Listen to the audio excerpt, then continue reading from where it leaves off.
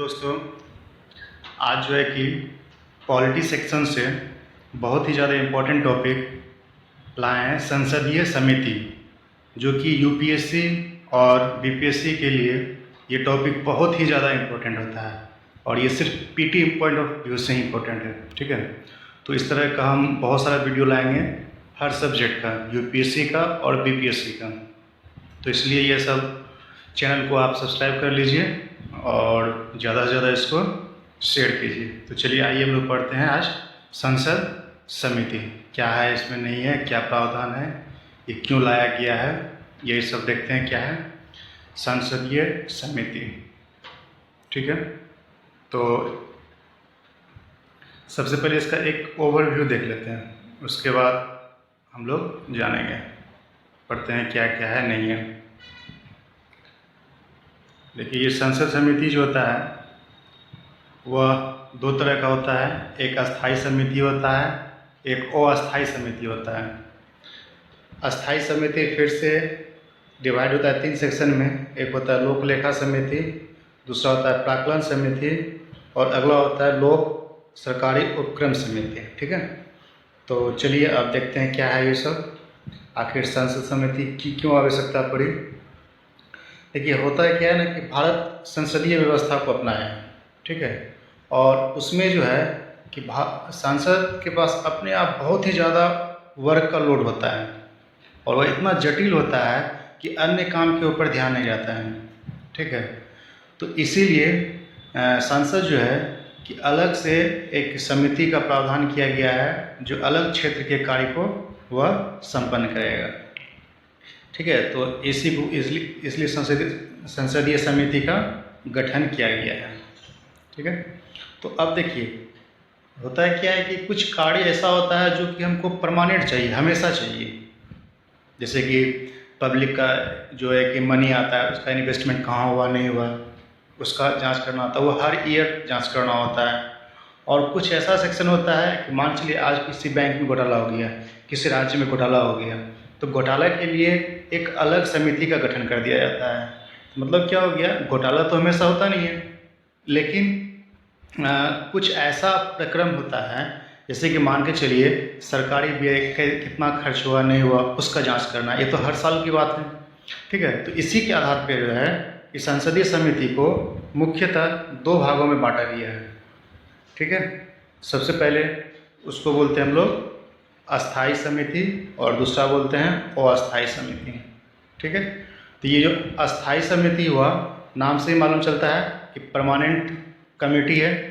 और ये permanent committee कहने का मतलब क्या हो गया कि इसका जो निर्धारण होता है वह हर साल होता है, हर साल होता है। ठीक है, अस्थाई कमेटी का जो है कि स्थापना हर साल होता है, लेकिन वही दूसरी ओर लिखा हुआ अस्थाई समिति। तो ये अस्थाई समिति जो क्या होता है ना, ये कुछ समय के लिए गठन किया जाता है। जैसे वर्क कंप्लीट हुआ और ये समिति क्या होगा, डिसॉल्व हो जाएगा, ख़त्म हो जाएगा। जिस तरह से मान लीजिए कोई घोटाला हुआ, किसी प्रकार का अगर कोई घोटाला होता है तो उस घोटाले का जांच के लिए एक समिति बना दिया जाता है। अगर मान चलिए किसी संसद में कोई बिल पेश करना है, उसके लिए अलग से समिति का निर्माण करना है, तो वो सब अगर बिल पास हो जाता है तो ये समिति अपने आप डिसॉल्व हो जाता है। ठीक है, तो ओवरऑल इस तरह से जो है कि हम लोग समिति को 2 सेक्शन में डिवाइड किए हैं। एक का नाम है अस्थाई समिति, it means permanent committee, and second one is temporary committee और अस्थाई समिति है। ठीक है, तो चलिए अब आगे देखते हैं फिर से क्या है कि देखिए अस्थाई कमेटी जो है कि फिर से इसको डिवाइड किया गया है 3 सेक्शन में, लोक लेखा समिति, प्राक्कलन समिति और लोक सरकारी उपक्रम समिति। अभी ये है क्या, ये समझ में नहीं आ रहा है। ठीक है, तो चलिए कोई दिक्कत नहीं समझ में आ लेते हैं, लेकिन हमको इतना ध्यान रखना है कि ये जो अस्थाई समिति है वह जो है अस्थाई समिति जो है कि ये एक है लोक लेखा समिति, प्राक्कलन समिति और लोक सरकारी उपक्रम समिति। ठीक है, सिंपल इसको यहाँ पे ये भी हम कर सकते हैं, अस्थाई समिति में आ गया एक आपका, एक सेकेंड, इस तरह से भी हम कह सकते हैं अस्थाई समिति एक वित्तीय समिति, वित्तीय और वित्तीय समिति को 3 सेक्शन में डिवाइड किया गया। ये भी हम कह सकते हैं कि अस्थायी समिति में से एक समिति वित्तीय समिति होता है, और जो वित्तीय समिति होता है उसको 3 सेक्शन डिवाइड किया गया है: लोक लेखा समिति, प्राक्कलन समिति और लोक सरकारी उपक्रम समिति। ठीक है, चलिए आगे क्या होता है इसके बारे में जानते हैं। सबसे पहले देखिए क्या होता है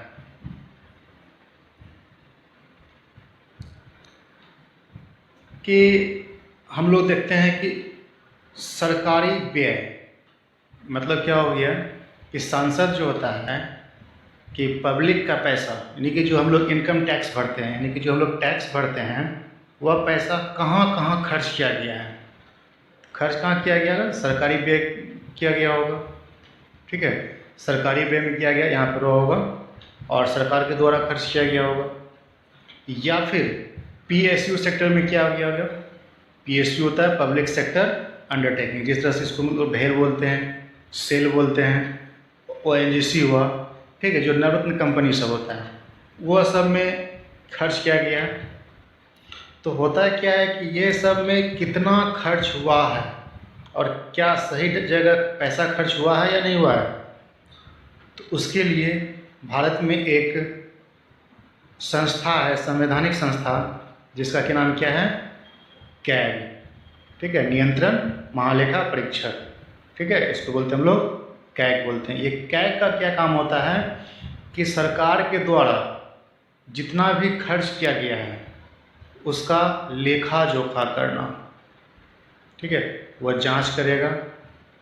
देखिए किसका किसका जांच करेगा, ध्यान से देखिए यहाँ पे बहुत इंपॉर्टेंट। हालांकि इसका वर्क बहुत ज़्यादा है, लेकिन एक हम ऐसे बता रहे हैं। वो क्या वर्क करेगा? सरकारी व्यय में करेगा और PSU सेक्टर का काम करेगा।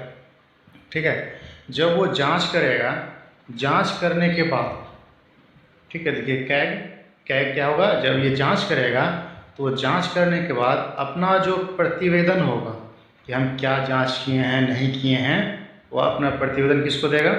वो देगा अपना राष्ट्रपति को देगा। ठीक है, वो जो अपना प्रतिवेदन, ध्यान दीजिएगा, देखिए यहाँ पर बना दिए हैं कि कैग जो होता है, कैग वो क्या जांच करने आया है, उसका रिपोर्ट जो है किसको देगा? राष्ट्रपति को देगा। अब राष्ट्रपति जो है ये कहाँ रखेगा? सांसद में रखेगा। ठीक है, सांसद में रखेगा। और अभी हम क्या बोले कि सांसद खुद एक जटिल भारी भरकम संस्था है, तो क्या वहाँ पे पॉसिबल है? कहीं पॉसिबल नहीं है। इसीलिए सांसद क्या करता है? एक समिति का गठन करता है, और उस समिति का नाम है लोक लेखा समिति। समझ में आया कुछ यहाँ तक? चलिए फिर से बताते हैं, ओवरऑल ऐसे रिव्यू देख लीजिए। होता क्या है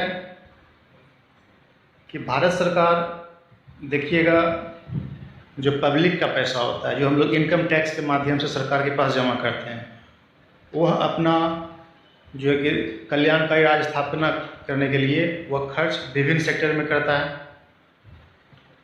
ठीक है, वो अलग अलग सेक्टर में अपना खर्च करेगा। अब वह खर्च सही जगह हुआ है या नहीं हुआ है, कितना हुआ है, तो उसका जांच किया जाता है किसके द्वारा? भारत का एक संवैधानिक संस्था है जिसका कि नाम है कैग, और इसका देखिए वर्णन किया गया है अनुच्छेद 148 में। ठीक है, जब यह जांच करता है और जांच करने के बाद जो भी इसके पास आकलन आता है, उस रिपोर्ट को वह कहाँ पेश करता है? राष्ट्रपति के पास। और राष्ट्रपति महोदय क्या करते हैं? संसद के पास वह रिपोर्ट सबमिट कर देते हैं। तो अब देखिए होता क्या है कि संसद के पास, तो अभी जस्ट हम बोले हैं कि बहुत ज़्यादा वर्क का लोड होता है, तो क्या वो ये जांच कर पाएगा? कभी नहीं कर पाता है। इसीलिए क्या करता है? वो एक समिति का गठन करता है, और उस समिति का नाम है लोक लेखा समिति। ठीक है, चलिए अब आप देखते हैं लोक लेखा समिति क्या होता है। तो देखिए अब आ गया, अब तो समझ में आ गया कि लोक लेखा समिति का क्या काम है, कि संसद के द्वारा जो दिया गया है वर्क वही इसको पुष्टि करेगा। देखिए लोक लेखा समिति का थोड़ा सा इंट्रोडक्शन देखते हैं कि इसका जो स्थापना हुआ था, लोक लेखा समिति का स्थापना जो हुआ था वो हुआ था भारत सरकार अधिनियम 1919 में हुआ था। ठीक है। 1919 के प्रावधान के माध्यम से हुआ था और स्थापना कब हुआ था? 1921 में। देखिए यहाँ पे 1921 में इसका गठन किया गया था भारत में। लेकिन इसका प्रावधान कब किया गया था? भारत सरकार अधिनियम 1919 के माध्यम से ही कर दिया था, लेकिन गठन कब हुआ था इसका भारत में? 1921 में। देखिए इसमें सदस्य कितना होता है? कुल सदस्य होता है 22 सदस्य होता है, जिसमें कि 15 लोकसभा से होता है और 7 राज्यसभा से होता है। ठीक है, 15 कितना हुआ? 15 और 7 हो गया 22। समझ गए? इसमें जो होता है कि कितना सदस्य होगा? इसमें कुल सदस्य होगा 22 सदस्य होगा। अब ये 22 सदस्य होगा। अब अभी जस्ट हम कुछ देर पहले बोले थे कि इसका जो वर्क होता है वह सिर्फ 1 साल के लिए होता है। इसका मतलब कार्यकाल कितना होगा? 1 साल के लिए होगा। ठीक है। अब देखिए इसका जब ये समिति है तो इसका एक अध्यक्ष भी होगा, और उस अध्यक्ष का जो होता है नियुक्ति कौन करता है? नियुक्ति करता है हमेशा लोकसभा का अध्यक्ष। और किसको करेगा? विपक्ष दल का जो अध्यक्ष होगा उसी को करेगा। ठीक है, विपक्ष दल का जो नेता होगा उसी को करेगा। और ये ऐसा प्रावधान भारत में कब से लाया गया? 1967 से। कि 1967 से ऐसा प्रावधान लाया गया है कि भारत में जो होगा कि लोक लेखा समिति का जो अध्यक्ष है वो विपक्षी दल का नेता होगा। अच्छा बताइए, तो क्वेश्चन ये है कि विपक्ष दल होने के लिए कितना न्यूनतम उसको वोट देना पड़ेगा? चलिए अब इसमें आगे देखते हैं। लोक लेखा समिति में क्या होता है ना, इसमें कोई भी मंत्री सदस्य नहीं होता है। ध्यान दीजिएगा, सबसे बड़ी पॉइंट इसमें आता है कि लोक लेखा समिति में कोई भी मंत्री इसमें शामिल नहीं होता। देखिए इसमें क्वेश्चन आपका यहाँ से भी होता है, राज होता है कि वह कौन सा समिति है जिसमें उस सदन का अध्यक्ष नहीं होता है। ठीक है, विपक्षी दल का अध्यक्ष होता है। तो ये हो गया आपका लोक लेखा समिति। लोक लेखा समिति का जो है कि आप यहाँ पे सदस्य देख लीजिएगा, क्योंकि इसी से क्वेश्चन आता है, सदस्य क्वेश्चन आता है। चलिए अब अगला देखते हैं क्या है इसमें। अब दूसरा था हम लोग के पास प्राक्कलन समिति। देखिए प्राक्कलन समिति समझने से पहले चाहते हैं थोड़ा सा कुछ और दूसरा बैकग्राउंड समझते हैं। देखिए अब संसद में क्या होता है ना कि सत्र होता है। सत्र होता है, आपको पता ही है कितना सत्र होता है। जी हाँ, संसद में 3 सत्र होता है। एक होता है बजट सत्र, दूसरा होता है मानसून सत्र, अगला होता है शीतकालीन सत्र। बजट सत्र, मानसून सत्र और शीतकालीन सत्र। बजट जो होता है वो फरवरी में पेश किया जाता है, मानसून जो होता है जून जुलाई में होता है, शीतकालीन अक्टूबर नवंबर में होता है। ठीक है। अब देखिए संविधान में ऐसा प्रावधान तो नहीं किया गया है, लेकिन सिर्फ ऐसे ही बोला जाता है कि 2 सत्र के बीच में 6 माह से ज़्यादा का जो होता है विलम्ब, गैप नहीं होना चाहिए। तो बता सकते हैं कि आखिर सत्र जो होता है कि सिर्फ 3 ही क्यों होता है? इसलिए होता है कि देखिए इसमें नियम है कि सांसद जो है कि क्या करेगा, जैसे कि मानसून सत्र आया, मानसून सत्र में जो भी काम होगा वो करेगा, फिर आगामी 6 मंथ के लिए वह जनता के बीच में जाएगा। देखिए यहाँ क्या प्रावधान है हम लोग में कि जैसे कि यहाँ मानसून सत्र हो गया, और मानसून सत्र होने के बाद 6 महीने तक जो होता है सांसद अपने निर्वाचन क्षेत्र में जाएगा और वहाँ से समस्या को कलेक्ट करेगा, क्या प्रॉब्लम है नहीं है, फिर से तब जाके अगला सत्र स्टार्ट होगा। ऐसा प्रावधान है, लेकिन पता नहीं अभी क्या होता है। तो खैर चलिए आगे देखते हैं कि ये जो बजट हुआ, बजट कब पेश किया जाता है? फरवरी माह में। देखिए बजट जो होता है ना, बजट जब पेश होता है वह 2 चरणों में पेश होता है। सबसे पहले बजट जो होता है ना कि पेश किया जाता है विवरण सहित। विवरण सहित मतलब क्या हो गया, उसमें दिया जाता है कि शिक्षा में इतना खर्च होगा और शस्त्र में इतना खर्च होगा, अन्य प्रकार से जितना भी खर्च होगा उसका विवरण दिया जाता है। और जब विवरण पेश कर देता है तो उसके बाद जो होता है सांसद को कुछ दिन के लिए स्थगित कर देता है, या 20 से 25 दिन के लिए उसको क्या करता है, स्थगित कर देता है। और स्थगित करने के बाद पुनः बजट पे क्या होता है, बहस होता है। और जब बहस हो जाएगा तो उसको जो है कि आगे के लिए पास कर दिया जाता है। तो अब यहाँ पे रहा कि जब बजट पेश किया जाता है और पेश करने के बाद 20 से 25 दिन के लिए बंद होता है। बंद इसलिए होता है कि इसमें जो खर्च हुआ है, जो यहाँ पे पेश किया गया है खर्च का विवरण, क्या वो विवरण सही है या नहीं है, तो उसका जो है कि आकलन एस्टिमेट किया जाएगा कि देखा जाएगा कि ये सही है या नहीं है। तो यह कार्य कौन करेगा? यह कार्य करेगा आपका प्राक्कलन समिति। समझ में आया? यहाँ पर ध्यान से देखिए, फिर से इसको बता रहे हैं कि होता है क्या है कि बजट सत्र जो होता है वह 2 चरण में कंप्लीट होता है। कैसे कि क्या क्या होता है उसमें? सबसे पहला चरण में क्या होता है ना कि बजट पेश किया जाता है, और जब बजट पेश कर दिया जाएगा उसमें विवरण सहित होगा कि रेल में कितना खर्च होगा, शिक्षा में कितना होगा, पर्यावरण में कितना होगा, इत्यादि प्रकार जितना भी खर्च होगा सबका विवरण दिया जाएगा। और विवरण देने के बाद कुछ दिनों के लिए 20 से 25 दिनों के लिए उसको बंद कर दिया जाता है। बंद करने के बाद फिर से उसके बाद खुलता है संसद और उस पर बहस होकर वह पास कर दिया जाता है। ठीक है, तो अब देखिए यहाँ पे जो बंद होता है, बंद होता है क्यों है? इसलिए बंद होता है कि सांसद के द्वारा जो यहाँ पे बजट पेश किया जाता है, हो सकता है उस बजट में पैसा अधिक लग रहा होगा, कम लग रहा होगा, किसी प्रकार का खर्च का जो है सही जगह हो रहा है या नहीं हो रहा है, तो इसका आकलन कौन करेगा? प्राक्कलन समिति। चलिए देखते हैं। लेकिन होता है क्या है कि प्राक्कलन समिति इसका रिपोर्ट देने में इतना विलंब कर देता है, लगभग 6 मंथ। तो बताइए क्या यहाँ पे कार्य होगा, इस जगह काम करेगा? क्योंकि यहाँ तो बंद तो 20-25 दिन के लिए ही है, लेकिन यहाँ पे अपना रिपोर्ट ही वो सौंपता है कितना दिन के लिए? 6 महीना के बाद। ये तो फेल हो गया। नहीं, ये फेल नहीं होता है। होता है क्या है कि तत्कालीन वर्तमान समय में जो होता है ये फेल होता है, लेकिन आगामी वर्ष के लिए यह एक सिंबल बन जाता है कि नहीं चलो पिछले बार ऐसा ऐसा रिपोर्ट आया था, तो उसके अनुसार ही हम लोग एस्टिमेट कर सकते हैं। चलिए आगे देखते हैं प्राक्कलन समिति क्या होता है।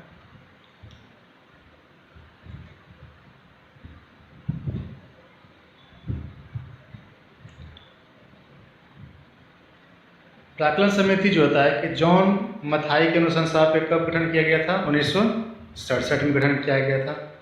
ठीक है, तो यहाँ पे आप देखिए क्या है, इसका क्या काम था बोल दिए थे, पेश किए गए बजट की जांच करना। इसका जो सदस्य होता है 30 सदस्य होता है, और सभी सदस्य कहाँ से होता है? लोकसभा सदस्य होता है। इसमें भी कोई भी मंत्री सदस्य नहीं बन सकता, और इसका भी कार्यकाल कितना होता है? 1 साल के लिए होता है।